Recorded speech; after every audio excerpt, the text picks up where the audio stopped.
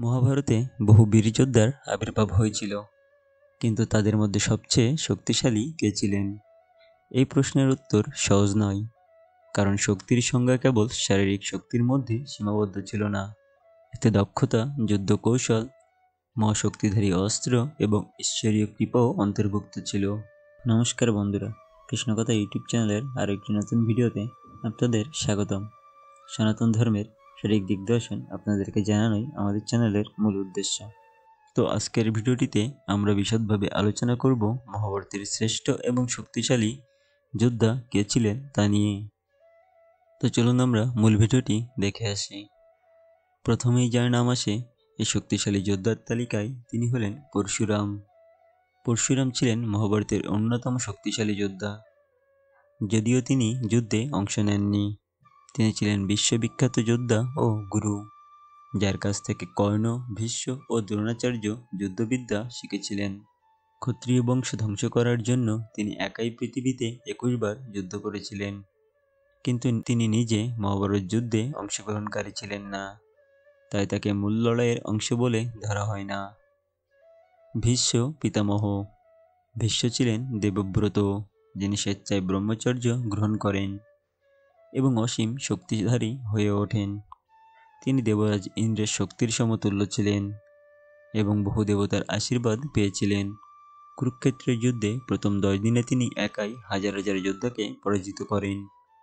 পিতামহ ভীষ্মের দুর্বলতা ছিল তিনি নারীর বিরুদ্ধে যুদ্ধ করতেন না এবং তার প্রতি শ্রদ্ধার কারণে কেউ তাকে আঘাত করতে চাইত না।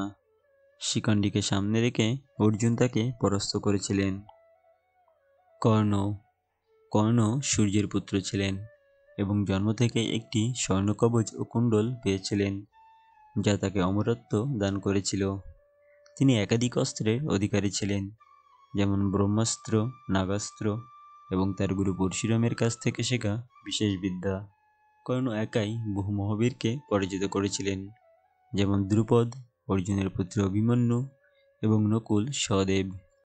কর্ণের দুর্বলতা ছিল শাপগ্রস্ত হওয়ার কারণে যুদ্ধের সময় গুরুত্বপূর্ণ মুহূর্তে রথের চাকা আটকে যাওয়া।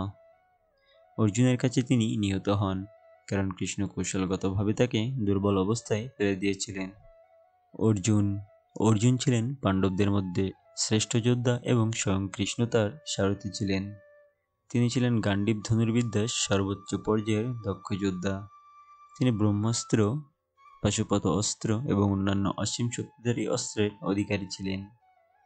অর্জুন কুরুক্ষেত্র যুদ্ধের সবচেয়ে গুরুত্বপূর্ণ যোদ্ধা ছিলেন, যিনি ভীষ্ম, কর্ণ, জয়দ্রথ এবং বহু শক্তিশালী যোদ্ধাকে হত্যা করেছিলেন। ভগবান শ্রীকৃষ্ণের কৃপা এবং বিভিন্ন মহাশক্তিধারী অস্ত্র অর্জুনকে পরাজয় করে তুলেছিল। অশ্বত্থামা। তিনি দ্রোণাচার্যের পুত্র ছিলেন এবং জন্ম থেকেই মহা শক্তিধারী ছিলেন। তার কাছে নারায়ণ অস্ত্র ছিল, যা ব্যবহার করলে পুরো পৃথিবী ধ্বংস হয়ে যেত। তিনি কুরুক্ষেত্রের যুদ্ধের পরেও পাণ্ডবদের বংশ ধ্বংস করতে ব্রহ্মাস্ত্র ব্যবহার করেন। যার সবথেকে বড় দুর্বলতা ছিল তিনি ভগবান শ্রীকৃষ্ণকে ভক্তি করতেন না, তাই কৃষ্ণ তাকে চিরদিনের জন্য অভিশাপ দেন, যার ফলে তিনি পৃথিবীতে অনন্তকাল ধরে কষ্ট ভোগ করতে থাকেন। শ্রীকৃষ্ণ। ভগবান শ্রীকৃষ্ণ ছিলেন ভগবান বিষ্ণুর অবতার। তিনি অস্ত্র ধারণ না করলেও তার কৌশল ও পরামর্শের ফলে পাণ্ডবরা জয়লাভ করেন। তিনি অর্জুনের সারথি হিসেবে গীতার জ্ঞান দেন এবং কুরুক্ষেত্রের যুদ্ধকে সঠিক পথে পরিচালিত করেন।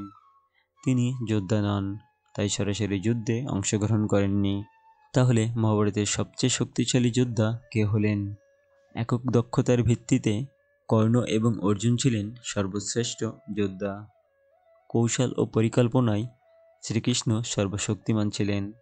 শারীরিক শক্তিতে ভীষ্ম ছিলেন অপরাজেয়। ধ্বংসাত্মক শক্তিতে অশ্বত্থামা ছিলেন ভয়ঙ্কর। আজকের ভিডিওটি এ পর্যন্তই। তাহলে আপনার মতে মহাভারতের সবচেয়ে শক্তিশালী যোদ্ধা কে ছিলেন? নিচে কমেন্ট করে জানাবেন। ভিডিওটি ভালো লাগলে অবশ্যই লাইক ও সাবস্ক্রাইব করবেন। হরে কৃষ্ণ।